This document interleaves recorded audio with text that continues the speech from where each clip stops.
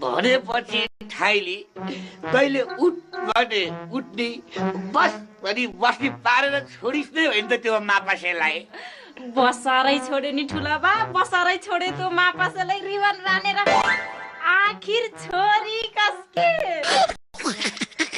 लाउरे दाइ कुरो भइरहेछ यहाँ मैले त केही बुझिन त ठाइली यो तेरो काका भनाउँदोलाई त आफै सम्झाइदिए त यसलाई काका नम्बर 1 छिटो भन्दा छिटो तो ठुली कान्छी यो गाउँबाट हट्नु पर्यो नम्बर 2 ठाइलीले मापासेसँग बिहे गर्छु भनेर नाटक गरेर लाउरेको आफ्नै छोरो मापासे होइन भनेर प्रमाणित गर्नु पर्यो लाउरे दाइ मैले त अझै केही कुरै बुझेन अलि स्पष्ट हुने गरी सिधै नघुमाइकन भनिदिनु पर्यो कुरो सिधै छ नि नम्बर 3 मेरा शत्रु यी गाउँलेहरूले ठुली कान्छी मेरो आफ्नै श्रीमती हो भनेर मलाई ट्याग झुन्डाइदिएछ नम्बर 4 ठुला बा मापासे मेरो आफ्नै कोखैको छोरो हो भनेर मैले त्यो डाकालाई अभिशाप दिन पर्यो रे ए भनेपछि कुरो त्यहाँसम्म पुगेछ लाउरे दाइ मैले सबै कुरो बुझेँ तपाईँ नाच्नुहोस् मसँग एउटा आइडिया छ कस्तो आइडिया छ त ल कान यता ल्याउनु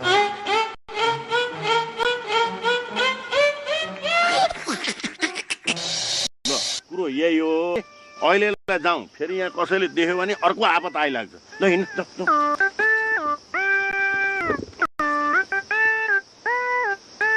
ल यहीँ बसौँ न यहीँ बसौँ यहीँ बसेर कुरा गरौँ क्या जसलाई चाहिँ आँखा देख्दैन उसैलाई चाहिँ हिँडेर कुरा गर्नुपर्ने ल बस ओहो कस्तो ठाउँमा ल्याएर आइस उठाइदिँदैन ठिकै छ यता सुन्न के अब आँखा देख्ने घर त होइन चट्ट लाएर आँखा जुदाएर होइन टक्क पर्छ कि अब आफू आँखा देख्दिनँ होइन यसरी अँगालो मारेन भने त फेरि मलाई त रबै गरे जस्तो लाग्दैन कि अब के गर्ने अँगालो मारेन भने त फेरि खोलावारी खोला पारी होइन पुरा दोरी खेले जस्तो लाग्छ के ठाइली कति अँगालो मार्नु परेको यो मान्छेलाई झन् आँखा देख्दैन ऊ भनेर माया गर्यो ऊ त झन् उल्टै पुलिन्छ खै हात निकाल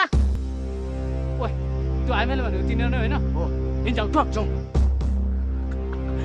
कहाँ हात ल्याएको यो तिमीले कस्तो हो न ठाइली कस्तो आवेश हुनु आएछ न तेरो नाक कता छ के नाक नाक यहाँ हो त यहाँ छ यहाँ सब ओ लाठी क्या सल्लै रिसाउँदै रहेछ कि रिसाउँदा पनि दामी देखिने हो सोच कति नै आँखा देखिया जस्तो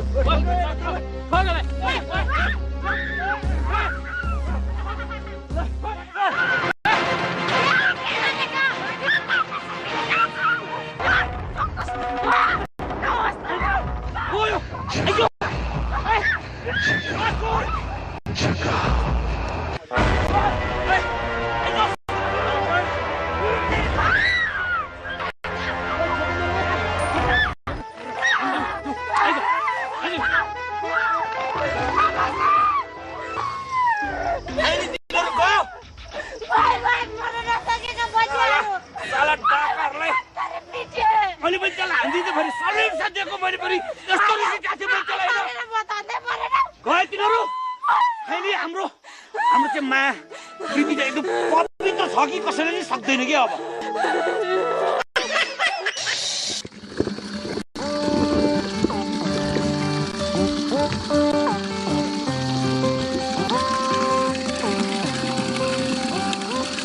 ओहो आशा के गरिरहेकी काकी के गर्नु दुधको भैँसीले दिँदै ल यो पनि कति हाँस्ने कुरा गर्छ भने काकीसँग पानी थापिराख्यो होइन त अनि देखिरहनु भएको रहेछ ल तपाईँ चाहिँ के गर्न आउनुभएको उहाँ गाउँतिर आशाले दुध बाँडिरहेको छ भने सुनेर म त दुध लिन आएको नि काकी पनि हँसाउनु अनि काकी सन्चै हुनुहुन्छ होइन सन्चै छु रुँदै हिँड्यो ए यो त्यही हाँसेको काम हुनुपर्छ हेर न हेर त्यहाँ खुब चम्की चाहिँ हाँसेकी छि त्यसलाई त मैले जाने छु खुब हाँसो भइरहेछ त के को हाँसो हो यो के हुनु नि दुईजना पातेका केटाकेटी जङ्गलमा लभ गरेर बसिरहेको थिए रे त्यही बेलामा त्या केटा आएर धुलो पिठो पारेर कुटेछन् त्यही कुरा गरेर हाँसिरहेको होइन त काकी ए भनेपछि मेरो शंका सही रहेछ। होइन मैले तेरो के खाइदिएकी छु हाँसे? त मेरो पछाडि यसरी हात धोएर किन परे कि? होइन तेरो बारीमा हात धोएर चाहिँ किन पर्ने? पछाडि नै पर्नु पर्यो भने खुट्टै धोएर पर्छु नि। तैँले भन्न चाहिँ के खोजे कि मैले बुझिन। अनि तैँले अघि ती दुईटा साँडे पठाएर मापासे लिएर मलाई कुटाकी हैनस् रिबन बानेर? त जस्तीलाई कुट्न मैले गुण्डा लगाइरहनु पर्छ? त झारेलाई त म एक्लै काफी सधैँ छु नि। ओए तैँले कसले झारे भने के? तँलाई भनेको।